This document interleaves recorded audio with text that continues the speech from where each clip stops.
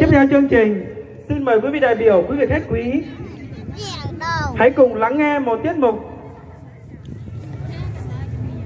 hát đến từ anh Bệnh Gò Mông Cư-ca-nia. Xin mời quý vị đại biểu chúng ta hãy cùng thưởng thức.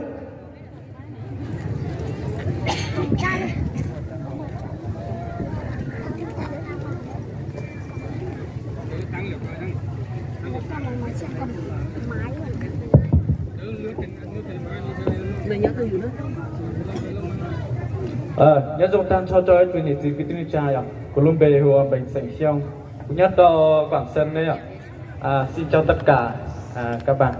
Em tên là Sùng A Bệnh, em đến từ Quảng Sơn. Bài hát của em mang tên là hát khen những vẻ đẹp của người Hơ Mông, cô gái Hơ Mông. Gò Mông Nha La, Habib Bashin Hota.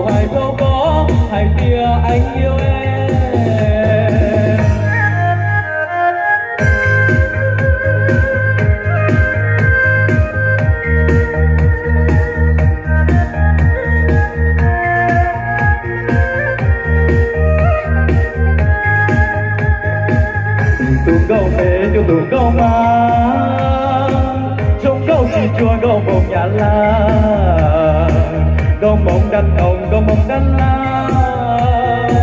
Anh thích em rồi, Gò Mông Cư-ca-nia. Gò Mông Nha La tỏi xinh vơi, Gò Mông đàn ông từng cuộc sống dài. Đi nhau hiện dài từ ngày chế họ đánh có xưa của nhà ly nhà. Gò Mông Nha La trong câu nó có chỉ cờ, có trong câu kia trong trao hoa tay tay cờ.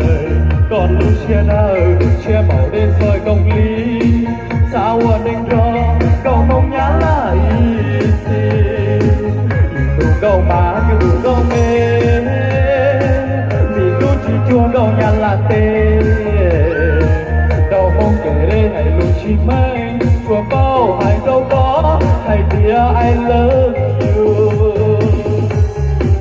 Gò Mông Nha La trong câu nó có chỉ thơ, có trong câu kia trong trao hoa tay tay cờ. Có lưu chia nở chia màu đến rồi